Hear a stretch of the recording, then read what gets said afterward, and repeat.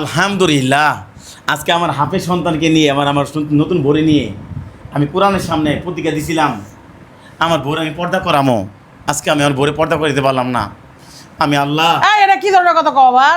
আচ্ছা আমি কোরআনটা বুকে রেখে আল্লাহ আপনি আমার মাফ করে দিয়েন, আমার ভোরে আমি পর্দা করে দিতে পারলাম না। না তুমি আমার পর্দা করবো না, আমি আমার মতো দেখেন স্টাইল করে চলবো। আজকে আমার বউ কেমনি বেপর্দাভাবে আছে, আমি কোরআনের সামনে কথা দেওয়ার কথা রাখতে পারলাম কত না। সুন্দর লাগছে মাহিন না? তুমি বলো তো তোমার মারে আমি কোরআনের সামনে কি বলছিলাম? বলছিলা যে উনি পড়তে করে থাকবো, মানে উনি তো কথা শুনতেছে না তাই উনি ছেড়ে দেই।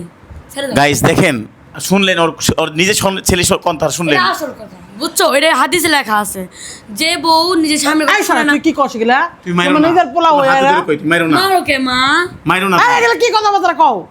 উল্টা পাল্টা। আপনাদের সামনে তুই বাইরে তো বাইরে, বাইরে আমার ঘর থেকে বাইরে। আমি কোরআনের সামনে কই দিছি, আলাদা কাহিনী করো। আমি কথা দিছিলাম আমার এই নারীটারে আমি পর্দা করবো, আমার আমি বউটারে। এটা পোশাক পরছি, এটা সুন্দর এগুলা আমি পোশাক। আজকে ব্যর্থ হয়ে গেছি গা, পারলাম না আমি কোরআনের সামনে আমার এই সব আজারা না বউটারে নাটক পর্দা করতে। নিয়ে আছে, নাটক চুদাই। মাহিন আমি তো তোমার সামনে প্রতিশ্রুতি দিয়েছিলাম, কোরআনের সামনে প্রতিশ্রুতি আল্লাহ দিয়েছিলাম। স্পষ্ট করে লেখা রেখে চুপ চুপ। হইলো আম্মা তুমি চুপ থাকবা, আমি তোমার আচ্ছা, সঙ্গে বলো, কথা বলতে বলো। দিছি না। আয়া, তুমি চুপ করো, ঝামেলা। বলো।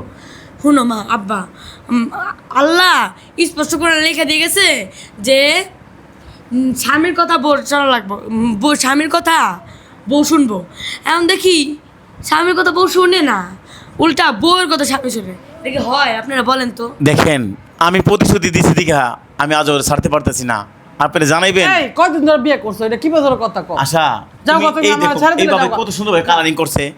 আমার তোমার যদি ছাড় আমি এই কোরআনের সামনে আল্লাহ আমি সাক্ষী দিয়েছিলাম, আল্লাহ আমি কইছিলাম আল্লাহ আমার বোরে আমি পর্দা করামো, আমি আজকে আমার বোরে পর্দা করতে পারলাম না। আল্লাহ আপনি আমার মাফ কইরা দেন, আল্লাহ আমার মাফ কইরা দেন, আমার বোরে পর্দা করতে পারলাম না। চুল ধরে না চোখে। মাহিন আজকে যে তোমার আম্মুরে পর্দা করতে পারলাম না, আমারে কি আল্লাহ কি মাফ করবো? তোমার মাফ করবো কিন্তু আমার মায়ের মাফ করবো না, এটা আমি করে রেখে দিলাম। আসলে এই ও একটা নাটক করতেছে, ভালো লাগতেছে না এগুলা কথাবার্তা। শুনেন, যাই হোক আপনারা জানাবেন যে আমি টাকা লাগে সব কিছুই, এমনি কইলেই কোনোদিনও এরকম লুকে আসা যায় না। একেবারে কথা কই দিচ্ছি, টাকা পাইছে 10 টাকা ফুকির নাই, তুই আমার বিছানার মধ্যে উঠে কথা কস। কয় টাকা আছে তোর ফুকির? আজকে আমি তোমার স্বামী না। কয় টাকা আছে তোর? আমার পালানোর মতো তোর 10 টাকা আছে নি? তোমার আমি বিয়ে করছো কে লিখে কও। আমার কথা কস তুই। যে নারী তার সন্তানকে হাফেজ বানাইতেছে তার স্বামীর কথা শুনে না, এই কোরআনের সামনে একটা প্রতিজ্ঞা কথা মনে দিয়েছিলাম। রাখবেন, 10 টাকা কামাই করে দিতে পারে না, আমারটা গিলতেছে, আবার আমার সুপারিশ দিতেছে। কত বড় সাহসটা ওর! মাহিন মুখ ভাইন গালাই দিমু একেবারে। যেহেতু তোমার মা এই অবস্থায় আছে, আল্লাহর কাছে হেদায়েতের জন্য একটা কোরআন তেলাওয়াত করো, আল্লাহ তাআলা যেন তোমার মার হেদায়েত করো। আর দূর আরে কোন জালাত কে না, আবার কে জন আইলো আমি বুঝলাম না। রাখো, তোমার জাহান্নাম থেকে তোমার ছেলে তোমার বাঁচাইবো। কও বাবা কও। মা শুনো, সবসময় এরকম বেপরদা হয়ে থাকো না মা, আমি তোমাকে বলতেছি কথা শুনো। কেন শুনতে চান না যখন বলো? টাকা লাগে তখনকার কি বেপরদা ভাবে চলে, তখনকার কথা ওঠে না? এই যে মাদ্রাসায় পড়তেছো, যদি আমি টাকা না দেই মাদ্রাসা থেকে গাড় ধরে বের করে দিব। ভিক্ষা করে বলতে গেলে আমি মাদ্রাসায় না, পড়বো। আজকে আপনাদের কাছে কিছু কথা বলতে চাই। অনেকেই অনেক বড় বড় সুপারিশ করে, মানে পরামর্শ দেন।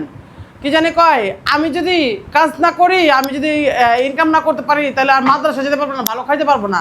এই যে আমার স্বামী কত বড় বড় ডায়লগ মারে, 10 টাকা কামাই করার মুরদ আছে? দেখেন আসেনি? নাই ঠিক আছে, তুমি তো বলছিলে আমার পর্দা করবা, বলছিলে না? তাহলে করো না কে? টাকা দিয়ে কামাই করে নিয়ে আসো, আমার এনে দাও। দেখেন আমি আল্লাহর কাছে কই, আল্লাহ আপনি আমার ক্ষমা করে দিয়েন।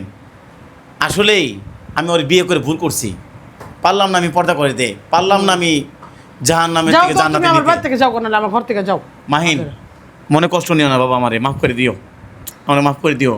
আর আপনারা অবশ্যই কমেন্ট করবেন আমি আমার বইয়ের প্রতি কতটুকু দায়িত্ব পালন করতে টাকার পারলাম কথা কিনা। কোনোদিন অবশ্যই কমেন্ট করবেন গাইস। মনে এই রাখতে পর্যন্ত হবে।